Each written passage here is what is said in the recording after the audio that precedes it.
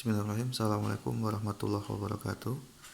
Pada video kali ini saya akan menjelaskan materi logika dan komputasi untuk semua kelas yang saya ampu.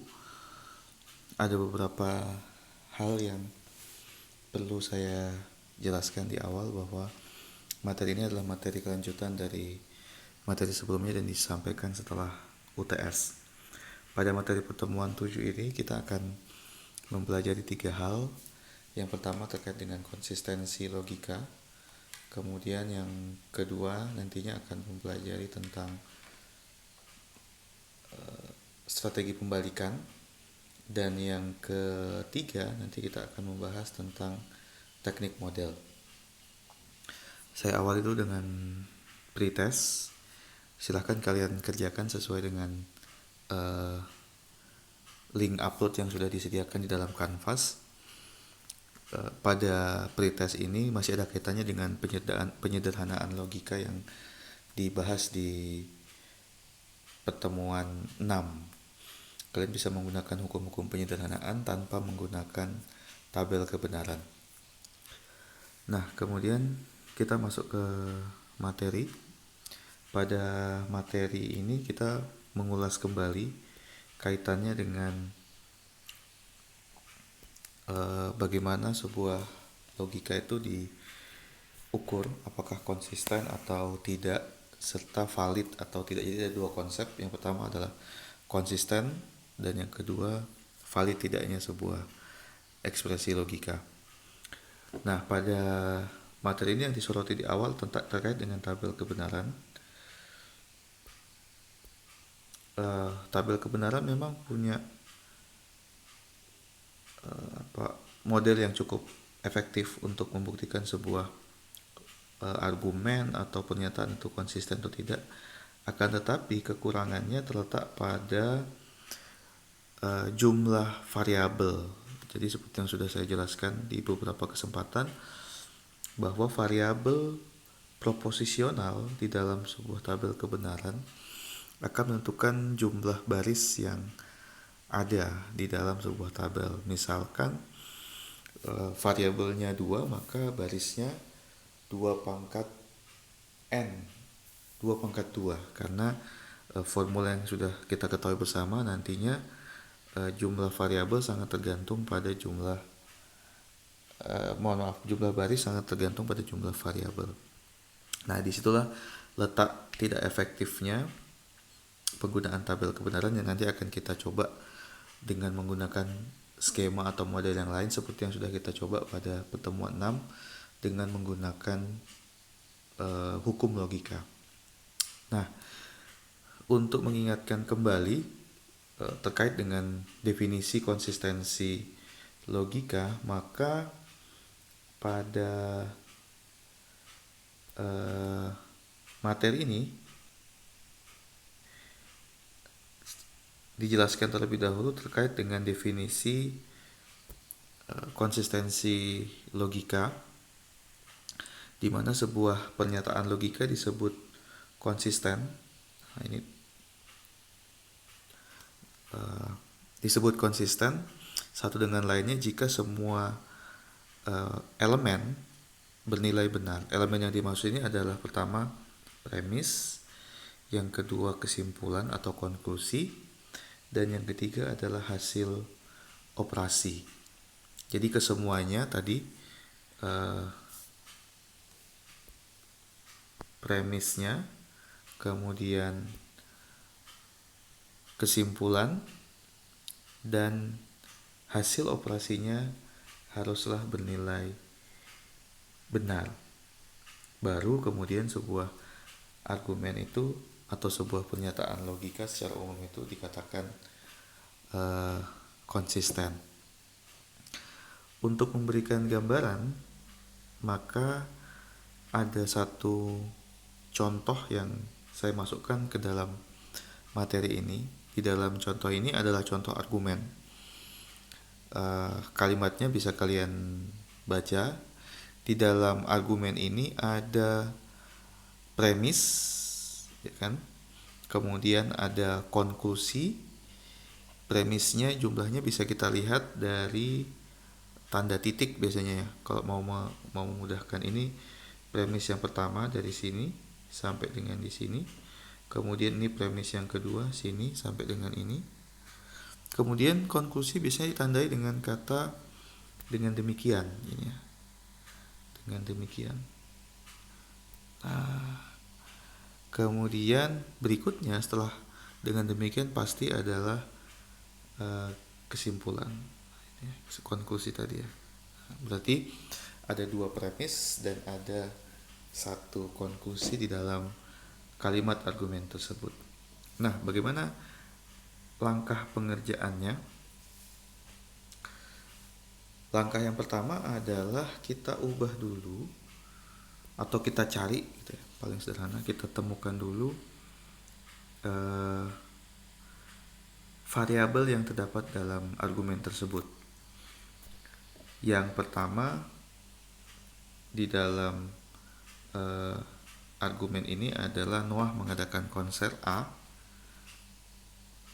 Ini.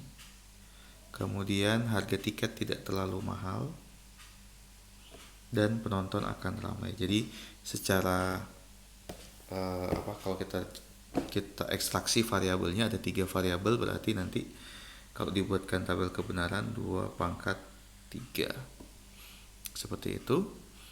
Kemudian berikutnya dari kalimat-kalimat tadi kita coba ekstraksi lagi premis dan konklusi berdasarkan kalimat argumen tadi. Premis pertama didapatkan seperti yang kalian lihat pada layar, A maka ini ya, saya zoom dulu. Ini premis pertama A maka negasi B maka C. Jadi kalimatnya, jika Noah mengadakan konser, maka jika harga tiket tidak terlalu mahal, maka penonton akan ramai. Kemudian premis yang kedua ini, A maka negasi B. Jika band Noah mengadakan konser, maka harga tiket tidak terlalu mahal. Kesimpulannya ini ya. Kesimpulannya adalah jika band Noah mengadakan konser, maka penonton akan ramai. Nah, di sini kita sudah menemukan premis 1, premis 2, dan konklusi.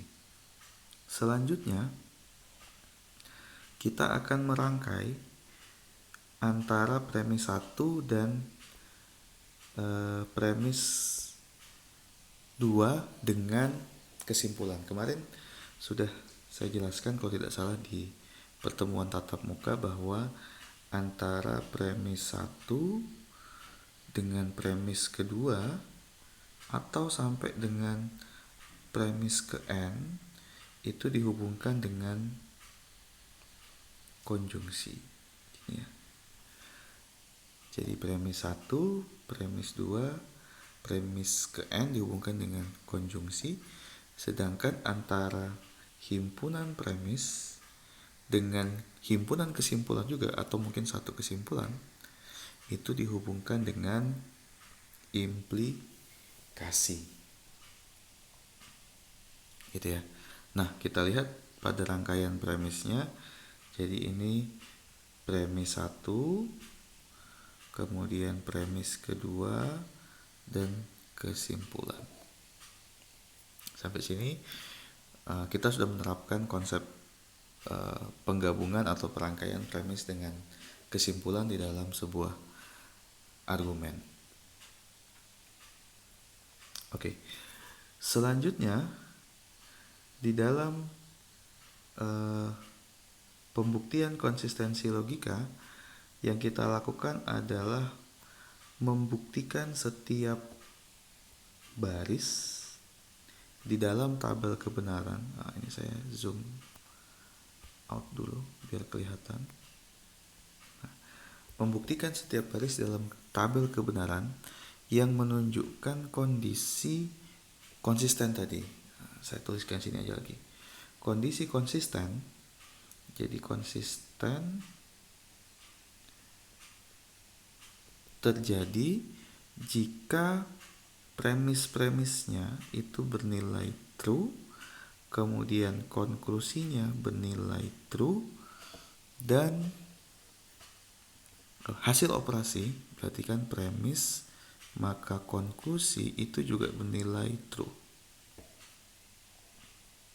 Nah, kebetulan kalau kita lihat di dalam tabel kebenaran, kita mencoba mencari baris-baris mana saja yang menunjukkan kondisi tersebut. Di sini sudah saya tandai.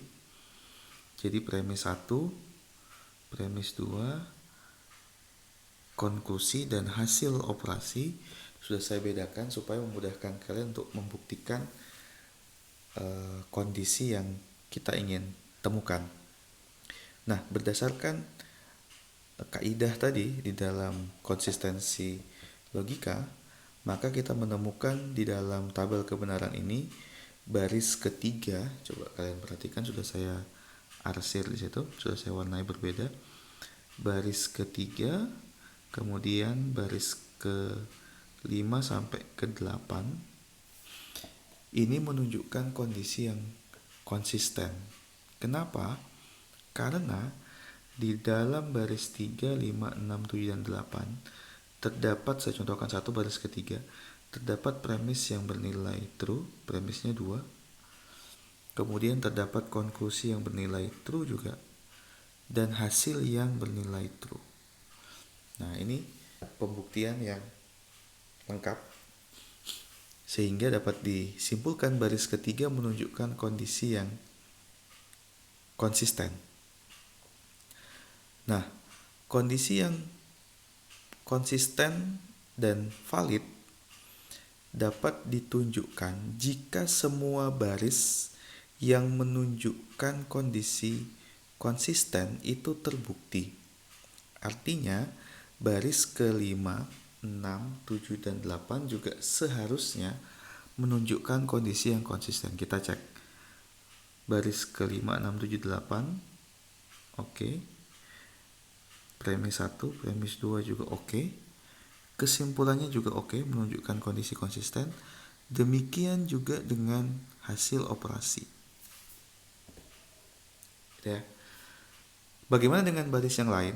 Baris 1, 2, dan 4 tidak perlu kita perhatikan karena baris 1, 2, dan 4 tidak menunjukkan kondisi yang kita harapkan atau yang kita cari.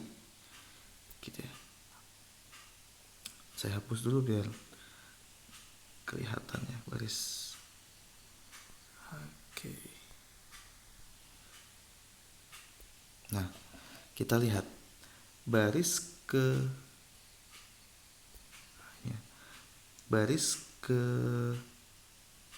1, 2 menunjukkan kondisi true di dalam premis 1, tetapi di dalam premis yang kedua kondisinya false.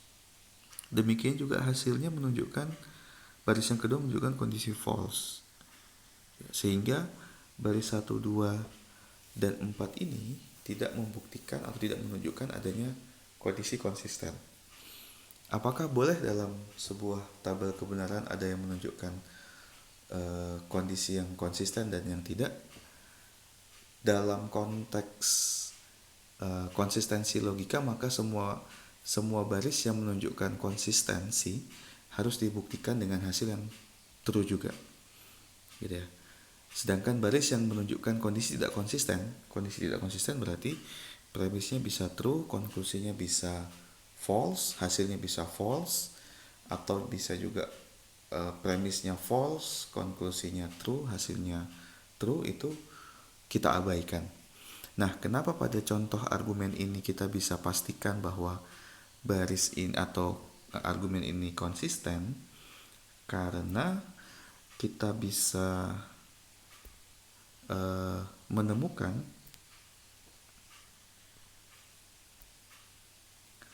kondisi di mana hasil menunjukkan kondisi tautologi, gitu ya. Jadi hasil yang ada menunjukkan kondisi tautologi, sehingga pastinya seluruh hasil operasi antara premis dan konklusi ini ya, akan menunjukkan kondisi true semuanya. Gitu ya. Nah, bagaimana kalau tidak tautologi? Kalau tidak tautologi, maka kita perlu membuktikan baris per baris. Gitu ya. Jadi sebuah argumen ketika hasil akhirnya adalah tautologi, secara otomatis argumen tersebut konsisten dan valid. Sebaliknya, sebuah argumen ketika kondisinya adalah kontradiksi, masih ingat ya, kontradiksi nilai akhirnya adalah semuanya false, maka ya, jadi kontradiksi hasil operasinya adalah false P, maka konklusi hasilnya adalah false. Maka pasti argumen tersebut tidak konsisten dan tidak valid. Sedangkan bagaimana jika kontingen? Jika kontingen, maka argumen tersebut harus dibuktikan baris per baris seperti yang kita lakukan pada tabel kebenaran kali ini. Mudah-mudahan bisa difahami sampai di sini penjelasan tentang konsistensi argumen atau pernyataan logika didasarkan pada premis yang bernilai true diikuti dengan konklusi yang bernilai true serta hasil kesimpulan atau hasil operasi dari premis dan konklusi yang juga bernilai true. Baik, selanjutnya saya akan menjelaskan, ini saya minimize dulu. Saya akan menjelaskan materi selanjutnya terkait dengan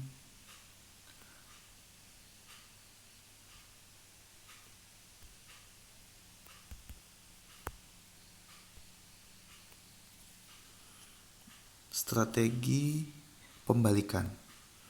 Jadi materi yang berikutnya adalah materi strategi pembalikan.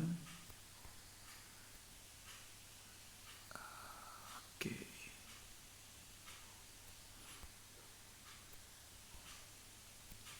Nah, di mana fokus dari materi ini adalah kita akan menggunakan sebuah strategi yang bentuk atau cara kerjanya sama seperti cara kerja kalian ketika melakukan compiling di dalam bahasa pemrograman. Apa sih yang dimaksud dengan strategi yang sama seperti cara melakukan compiling?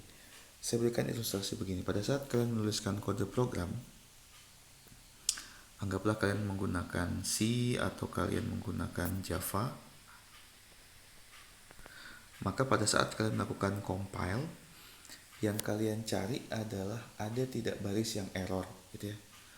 Jadi dari baris 1 sampai dengan baris ke 1000 misalkan, ketika kalian compile, maka compiler dan juga kalian akan mencari, atau pada saat kalian melakukan debugging sebelum compiling, kalian akan mencari ada tidak baris yang error dari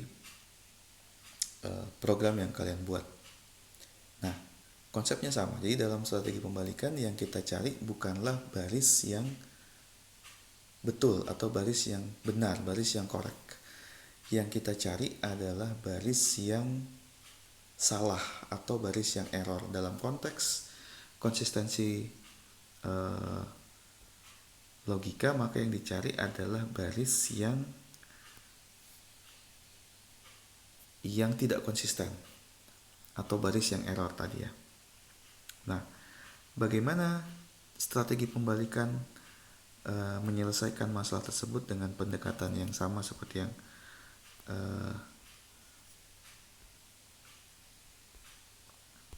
pendekatan yang sama yang digunakan dalam compiling atau proses debugging tadi. Di dalam strategi pembalikan kita kenal ada dua cara. Cara yang pertama ini ya. Cara yang pertama yang kita lakukan adalah kita akan menegasikan, Kita akan menegasikan kesimpulan apabila menggunakan tabel kebenaran. Nanti saya tunjukkan contohnya. Yang kedua, kita akan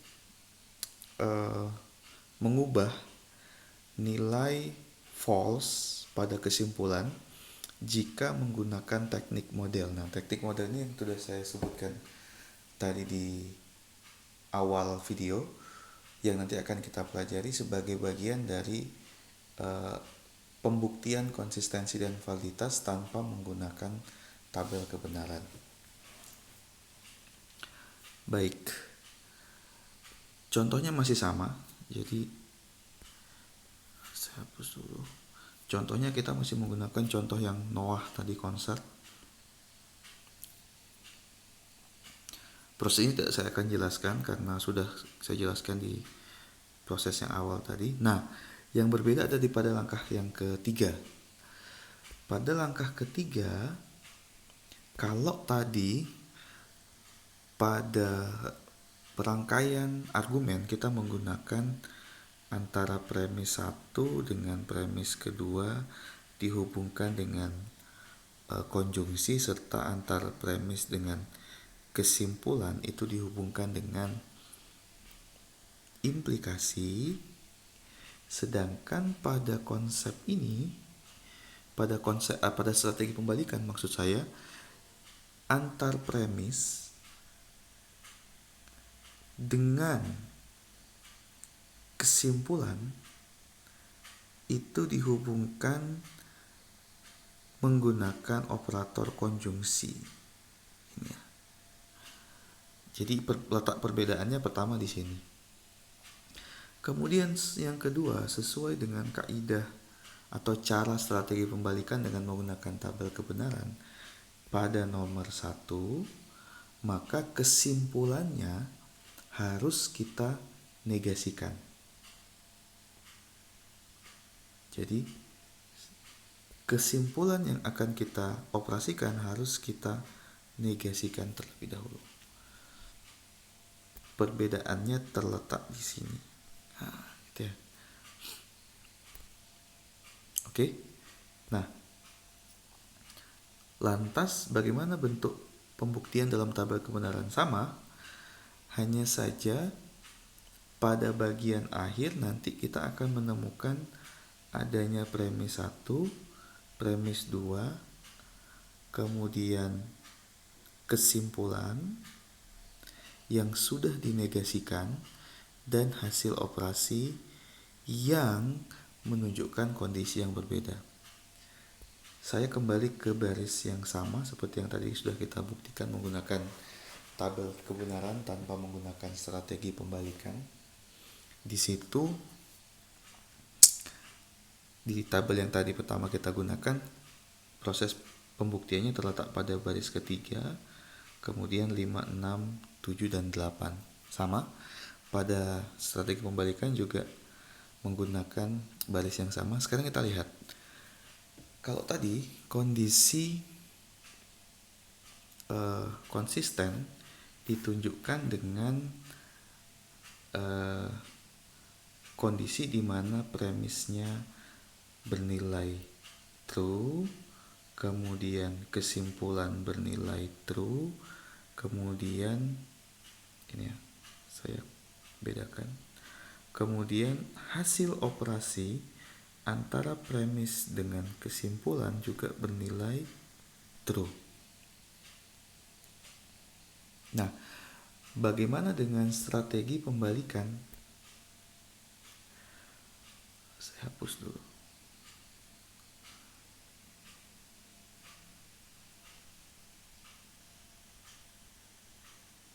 Pada strategi pembalikan, yang akan kita cari adalah kondisi error atau kondisi yang tidak konsisten, di mana pada saat dikembalikan yang akan kita cari adalah di mana kondisi premisnya bernilai true, kemudian konklusinya bernilai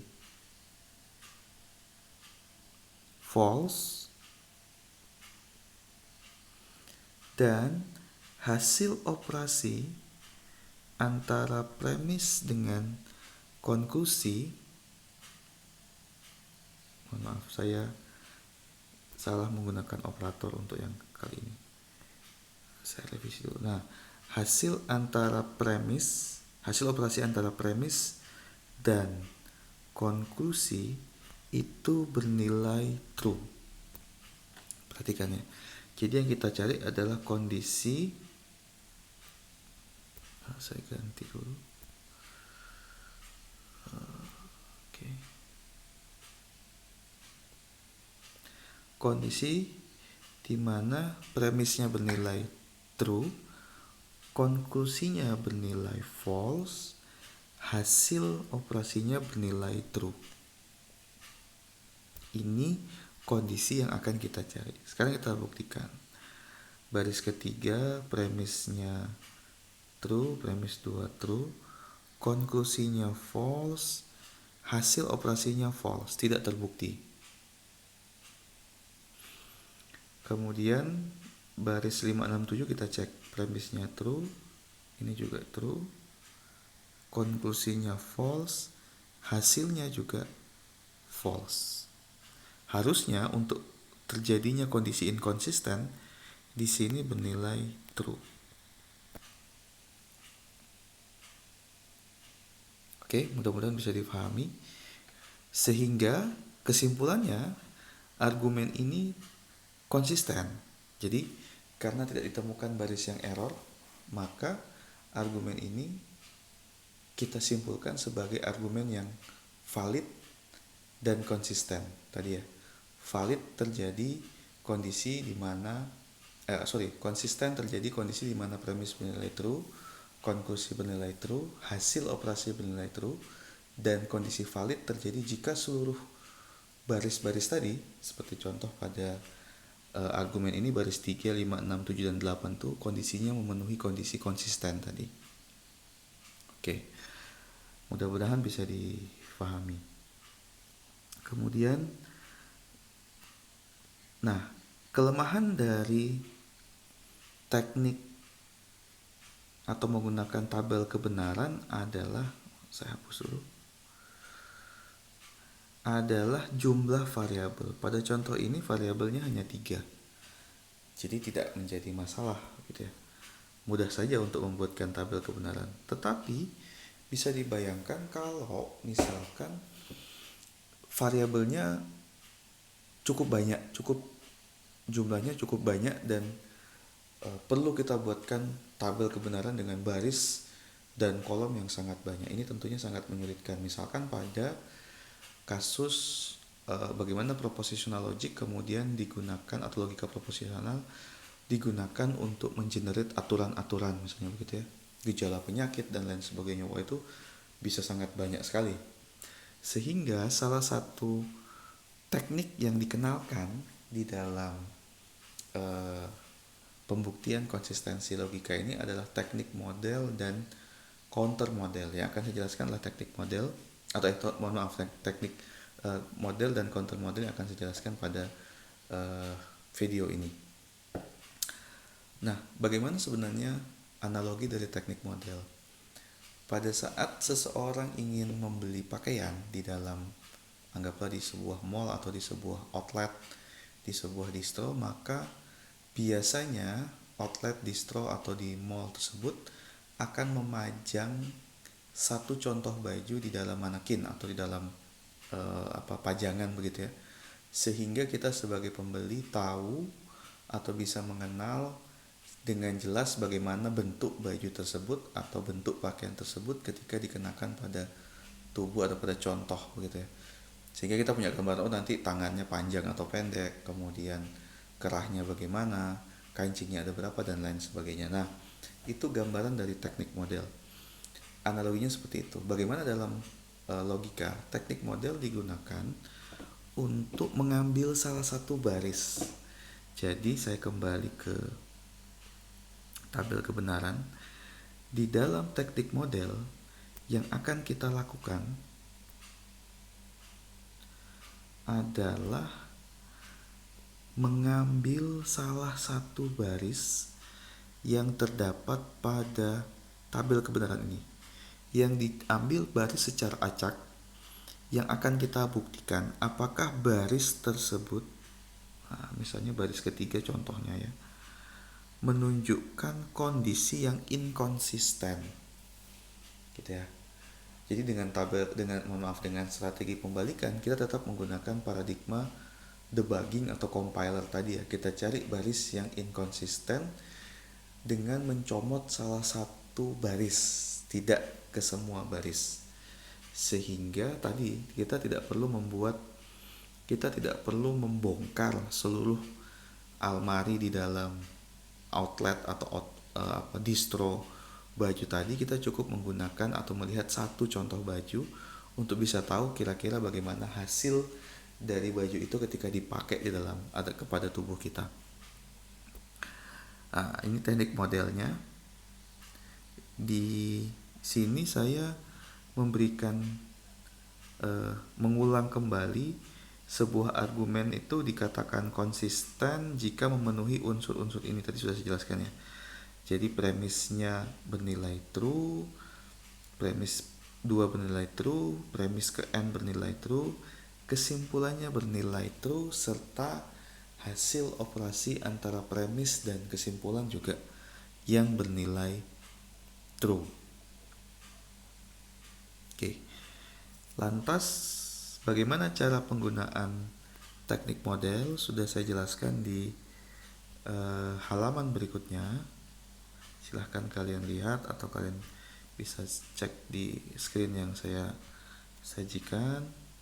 Nah, di sini teknik model digunakan dengan sama prosesnya. Jadi sampai dengan membuktikan sampai dengan menyusun perangkai premis dan kesimpulan, caranya sama. Jadi ada premis dan ada konklusi. Yang berbeda adalah pada prosedur ketika kita sudah membuat atau sudah menyusun premis dan kalimat premis atau variabel atau simbol premis dan konklusi. Kita tidak merangkai menjadikan satu ekspresi logika, tetapi yang kita lakukan adalah memberikan value atau memberikan nilai pada masing-masing premis dan kesimpulan. Jadi di premis 1 kita berikan nilai atau kita berikan value true dengan menggunakan ini operator ekuivalensi logis ini. Jadi ekuivalensi logisnya dengan true. Kemudian premis yang kedua juga kita berikan ekuivalensi dengan true, dan konklusi kita ekuivalenkan dengan false. Nah, seharusnya konklusi ini ekuivalen dengan true. Akan tetapi seperti penjelasan, karena konklusi ini kita terapkan strategi pembalikan, cek kembali tadi di materi B tentang strategi pembalikan ketika menggunakan teknik model, maka konklusinya kita ubah menjadi false. Oke. Kemudian setiap premis dan kesimpulan akan memiliki nilai, gitu ya. Sehingga nanti kita akan mengenal, saya buka dulu, istilah value. Contoh ya, value dari A implikasi B itu ekuivalen dengan false. Value dari A itu ekuivalen secara logis dengan true. Tadi ya, saya ulangi lagi. Value setiap premis dan sampai dengan variabel akan memiliki value. Jadi pada contoh ini antara variabel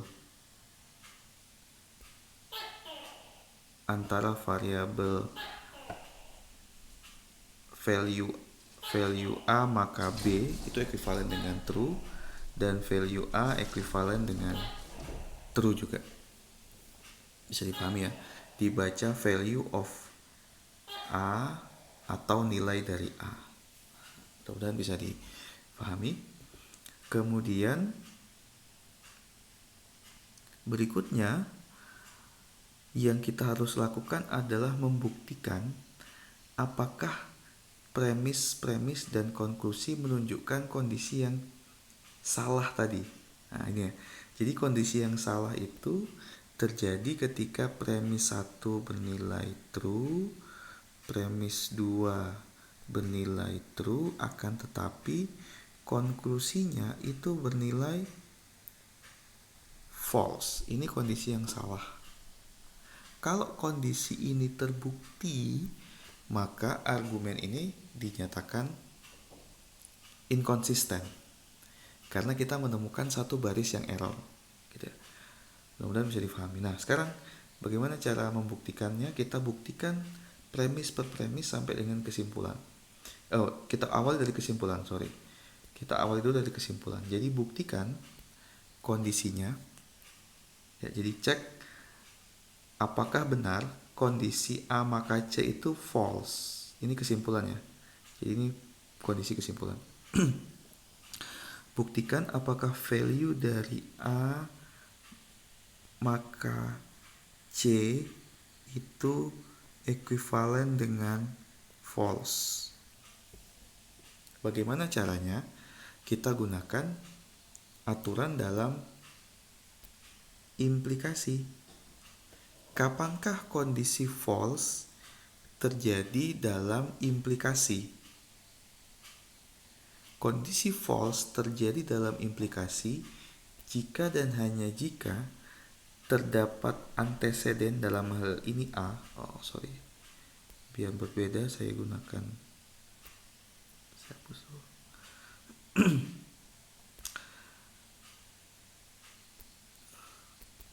Sebentar. Bordernya biru. Oke. Kondisi false terjadi di dalam implikasi jika antecedennya bernilai true, sedangkan konsekuennya itu bernilai false. Ya, satu-satunya kondisi ini ketika antecedent true, konsekuen false, maka hasilnya adalah false. Maka value dari A ekuivalen dengan true, ini ya, merujuk pada ini. Sedangkan value dari C ekuivalen dengan false, merujuk pada hasil ini. Oke. Kalau kurang jelas nanti bisa dituliskan sendiri di kertas masing-masing. Oke, berarti terbukti bahwa, sebentar, saya hapus dulu. Pada konteks ini terbukti bahwa A maka C itu ekuivalen dengan false karena kita sudah buktikan value A dan value C. Sekarang kita next ke langkah yang berikutnya. Langkah berikutnya kita akan membuktikan premis 1, gitu ya. Apa yang dibuktikan? Yang akan dibuktikan adalah bahwa value dari A maka negasi B maka C itu ekuivalen dengan true. Ya. Jadi value dari A maka negasi B maka C itu ekuivalen dengan true. Di mana diketahui value dari A itu true tadi ya, seperti yang sudah dilakukan di langkah sebelumnya, dan value dari C itu false. Nah, ketika kita ingin mendapatkan nilai true pada kesimpulan di dalam implikasi ini ya, implikasi dengan variabel yang ini, maka satu-satunya cara adalah antecedennya bernilai true, konsekuennya juga harus bernilai true di sini. Jadi antar variabel ini harus bernilai true. Sedangkan sudah kita ketahui bahwa C di sini adalah false. Berarti satu-satunya kemungkinan untuk terjadinya true di dalam variabel ini adalah negasi B juga bernilai false. Karena false maka false, hasilnya true. True maka true, hasilnya true. Mudah-mudahan bisa difahami. Sehingga value dari negasi B itu ekuivalen dengan false. Kalau kita cari lagi value dari B berarti ekuivalen dengan true kalau dibutuhkan nantinya. Oke. Next, ke langkah terakhir, kita buktikan premis yang kedua atau bagian yang akhir di mana value dari A maka negasi B adalah true. Ini akan kita buktikan. Value dari A maka negasi B ekuivalen dengan true. Sekarang diketahui tadi value dari A adalah true ya. Sedangkan value dari negasi B adalah false. Apakah bisa true maka false hasilnya true? Tentu tidak bisa. Maka pada argumen ini bisa kita simpulkan bahwa kondisi di mana premis satu saya kembalikan dulu.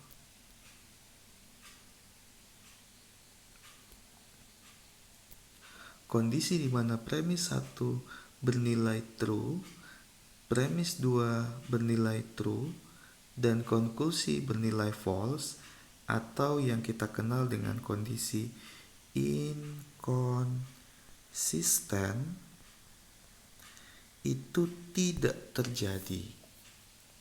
Apa yang terjadi? Yang terjadi adalah premis 1 bernilai true, premis kedua bernilai false, dan konklusi bernilai false.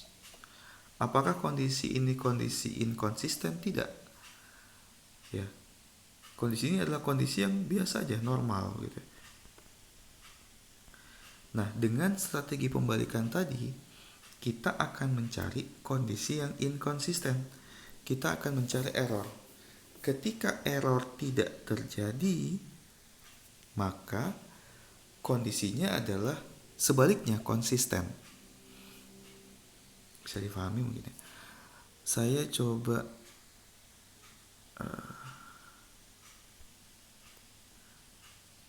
kembalikan ke ini ya. Saya kembalikan ke tabel ini tadi.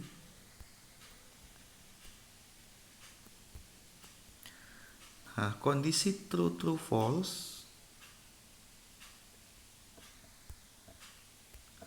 Kondisi true false itu terjadi pada baris yang kedua ini ya. Saya tandai.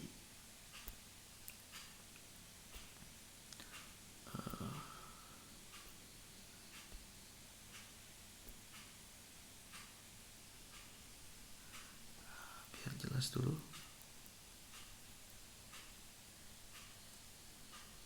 Nah, kondisi true false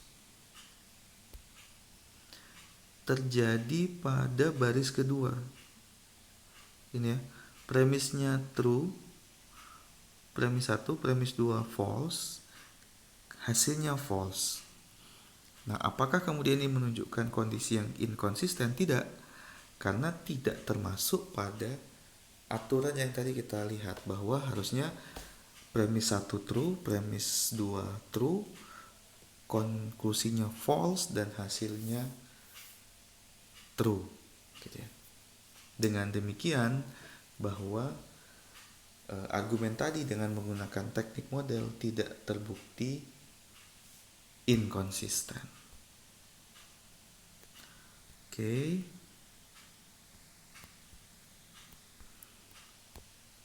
Nah, ini penjelasan saya terkait dengan konsep model dan strategi pembalikan tadi. Silahkan kalian buktikan atau kalian latih kemampuan kalian dalam menyelesaikan soal-soal terkait dengan konsistensi logika pada bagian post-test. Jadi bagian post-test kalian diminta menggunakan 2 langkah supaya nanti kalian bisa membuktikan hasilnya. Jadi pertama, bagian A kalian kerjakan dengan menggunakan strategi pembalikan pada tabel kebenaran, dan yang kedua kalian menggunakan strategi pembalikan dengan teknik model. Begitu. Kemudian nanti kalian bisa menuliskannya di folio bergaris seperti biasa. Kemudian kalian bisa foto atau scan sedikit tips. Kalian bisa menggunakan aplikasi seperti Office Lens untuk melakukan scanning terhadap dokumen yang akan kalian jadikan PDF. Jadi nggak perlu scan ke warnet atau ke tempat-tempat dalam kondisi yang sedang wabah seperti ini. Kalian install saja Office Lens, kemudian silahkan mau menggunakan folio bergaris, mau menggunakan HVS atau kertas yang kalian miliki. Setelah itu kalian scan dan kalian upload ke dalam Canvas. Ingat, di dalam upload dibedakan antara post-test dan pre-test. Demikian, tetap jaga kesehatan dan nanti akan saya update materi-materi selanjutnya. Terima kasih. Mohon maaf jika ada kekurangan. Assalamualaikum warahmatullahi wabarakatuh.